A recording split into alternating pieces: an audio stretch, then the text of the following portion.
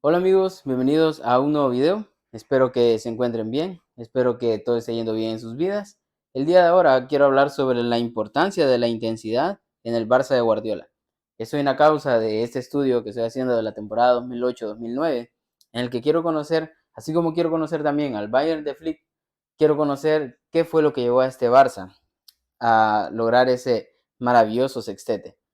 Obviamente se alinearon muchas cosas, pero creo que hay principios básicos que se pueden imitar y se pueden poner en práctica en cualquier equipo de fútbol y es lo que queremos para nuestro Barça, para que vuelva a esos tiempos tan maravillosos que creo que no fueron solamente resultado de un entrenador o de unos jugadores, que tal vez no se puede llegar a esa calidad, pero porque había un talento sin igual, estaba el mejor entrenador de la historia de ese deporte, el mejor jugador de la historia de ese deporte y quizás los mejores mediocampistas de la historia de ese deporte. Si no eran los mejores, pues estaban ahí. Así que eh, quiero empezar con este partido de el Barça visitando al Sporting porque creo que nos puede dar una lección muy, muy importante con respecto a la intensidad en este maravilloso equipo.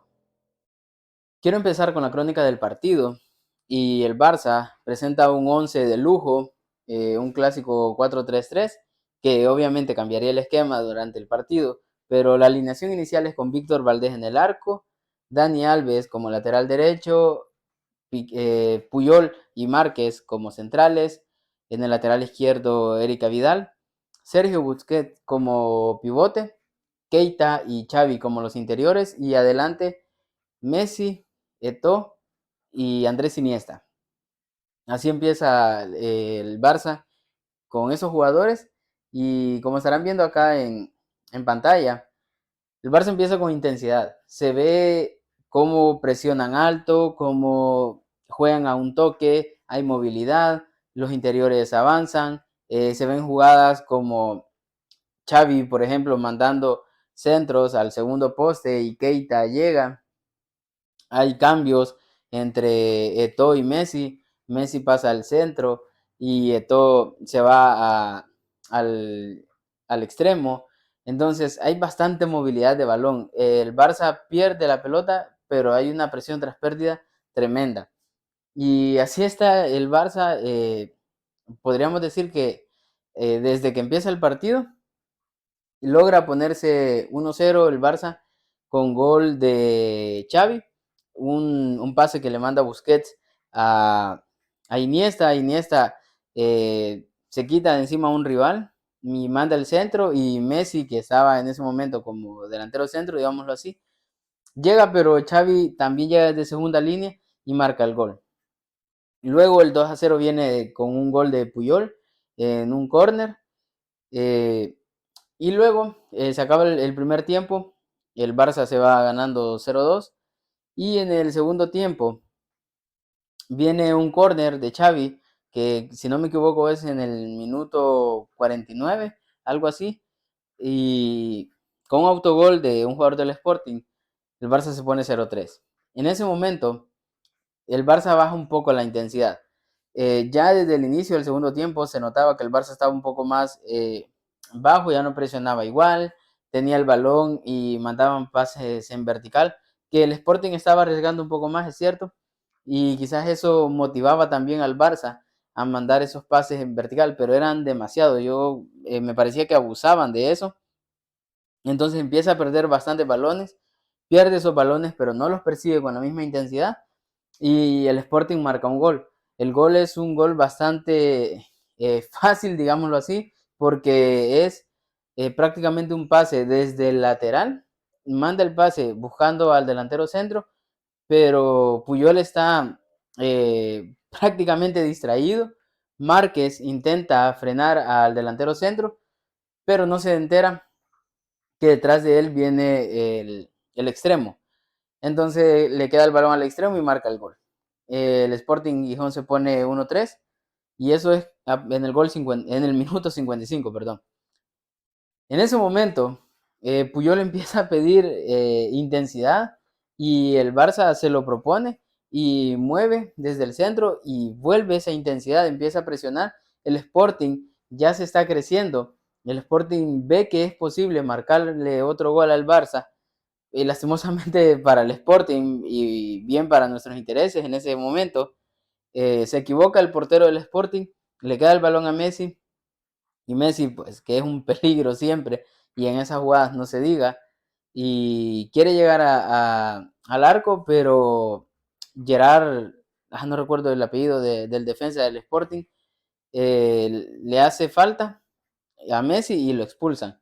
Y luego el Barça vuelve con esa intensidad y con un jugador más, el Sporting con un jugador menos, se hace muy difícil para el Sporting y el Barça pues aprovecha y termina ganando 1-6. Así que así termina el partido, pero fue clave el recobrar la intensidad. En el momento en que dejaron de tener esa misma intensidad con la que habían empezado el partido, el Sporting se creció. Y de eso quiero hablar, sobre los síntomas de en qué momento veo yo, o por lo menos lo considero así, que un equipo no está teniendo intensidad y cuáles son las consecuencias que eso trae.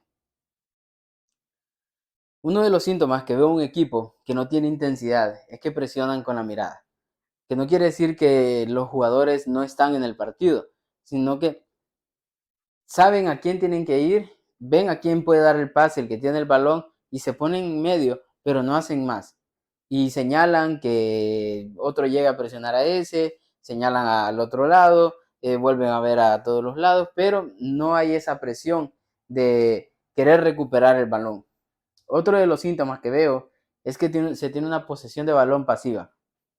El jugador tiene la pelota, tiene el balón y puede jugar a derecha o izquierda, pero retiene la pelota buscando a quién dársela y no decide y los segundos van pasando y eso ralentiza mucho el partido y no te da esa eh, posibilidad de cuando estás moviendo el balón abrir esos espacios, que el rival lo persiga o por lo menos adelantar líneas. Si el rival no te está presionando, adelantar líneas, llevártelo a terreno contrario y ahí empezar a mover el balón para abrir espacios o generar ocasiones de gol.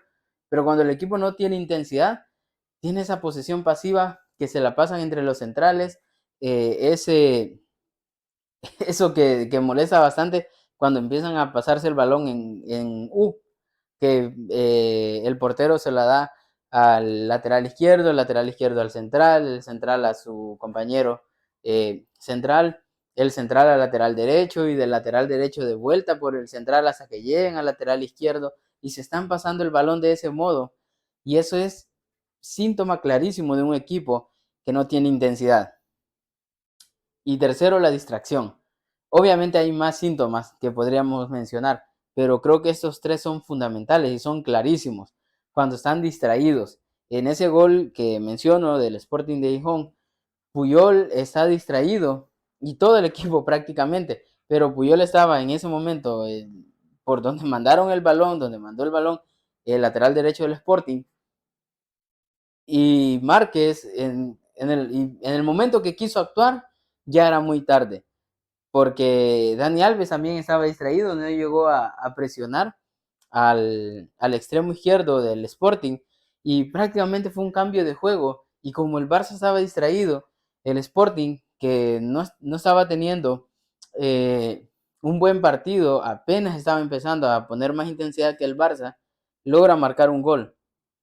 Ahora bien, ¿qué consecuencias para mí trae que un equipo no tenga intensidad? Y una de esas consecuencias es que el rival se crece. El Sporting en ese momento, que el Barça tenía jugadores de gran nivel, Eto'o ya se sabía el nivel que tenía, a Iniesta ya se le había visto el nivel que tenía, Xavi, Puyol, eran jugadores que en teoría ya se sabía que eran mejores que los del Sporting, que tienen mejor calidad. Pero el Sporting se vio capaz de marcarle gol a ese Barça, que ya les habían marcado 3 goles, pero el Sporting vio la posibilidad al ver que le estaba poniendo más ganas. Entonces, una vez se crece el rival empieza a tener más ocasiones.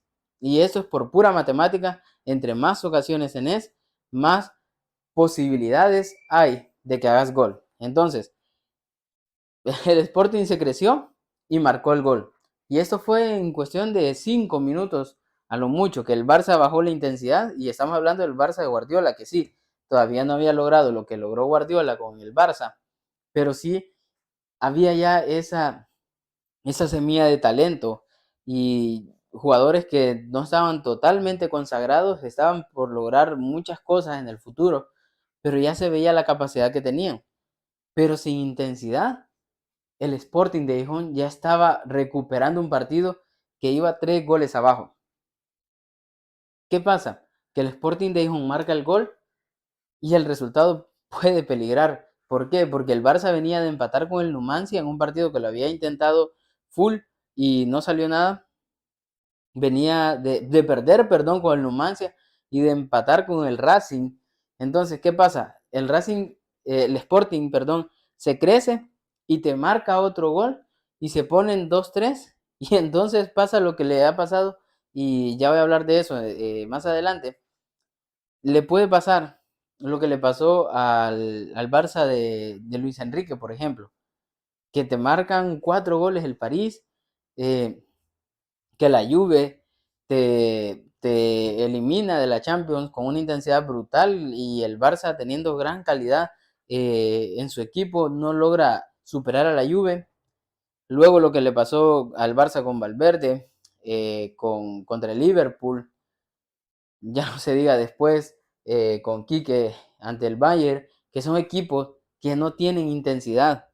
El resultado en esos casos que estoy mencionando de Barça más recientes, es que no corrió peligro, el peligro llegó totalmente. Entonces, al Barça de Guardiola pudo pasarle eso, pero ¿cuál fue la diferencia? Que el Barça en ese partido retomó la intensidad y entonces terminó llevándose el resultado. Y por eso que ahora quiero hablar sobre las características que veo un equipo que tiene alta intensidad. Entre las características que veo de un equipo que tiene alta intensidad es la concentración. ¿Ves? Que sabe a quién tiene que presionar, los jugadores saben cómo presionar. Cuando tienen el balón, están concentrados buscando opciones de pase, moviendo el balón, no están estáticos, sino que se ve esa actividad. Otra de las características que tienen es que presionan en conjunto. Saben a quién ir, que si el delantero, por ejemplo, va a presionar a un central, el interior ya sabe que tiene que presionar a una de las opciones de pase del central y de este modo esa presión asfixia y como la mayoría de equipos, bueno, ahora sí hay más, pero en ese momento, por lo menos, eran pocos los equipos que tenían una idea de juego con salida de balón. Entonces, ahora lo vemos con equipos de, por ejemplo, el City, el Arsenal, el Bayern Múnich, equipos que presionan y al presionar eh, hacen que el rival cometa errores.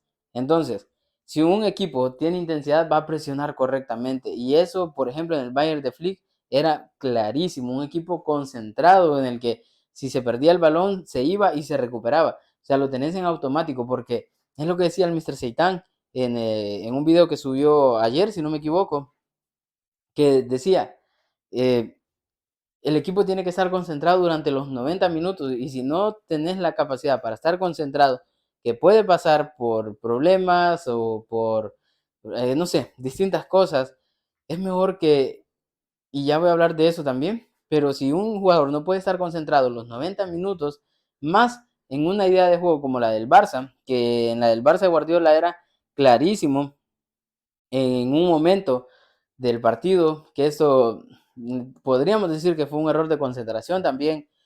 Puyol tiene el balón y no recuerdo con quién quiere jugar, creo que con Busquets, quiere jugar en vertical y le entrega el balón a uno del Sporting y el Sporting que tenía 3 jugadores allí presionando con la mirada prácticamente, porque no estaban presionando al central, solamente estaban estorbando, pero al ver que recibe el balón de suerte, los 3 contraatacan y parece que estaba Vidal, eh, Puyol y Márquez y bueno, le dan el pase a otro compañero del Sporting de Gijón y Márquez logra aguantar y logran desarticular el contraataque que se había armado repentinamente.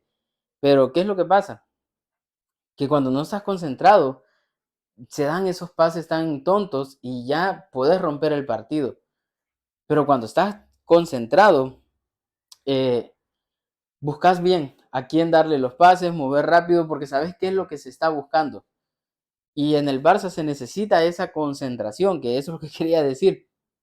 Un estilo como el nuestro, perdés el balón y no sé si tu rival tiene velocistas, te pueden acabar. Un ejemplo es ese partido que lo he mencionado bastante, pero es de los que más recuerdo lastimosamente, esa semifinal de Copa del Rey en el Camp Nou, que el Barça iba a ganar en el Santiago Bernabéu 1-2 o 1-0, o 0-1, creo que 0-1 había ganado el Barça con gol de Kessie, si no me equivoco, pero en la vuelta te agarran en la contra y, y ya está, o sea, no tendría que ser así, pero en ese momento el Barça estaba bastante inmaduro, creo yo, y encajó los goles, se vino abajo, porque nuestra idea de juego lastimosamente tiene eso, pero se puede revertir. ¿Y cómo? Estando concentrados, haciendo esa presión en conjunto, que lo mencionaba ayer también en ese video de analizando a los delanteros, creo que era, que si un delantero no presiona correctamente, te puede joder toda la presión del equipo.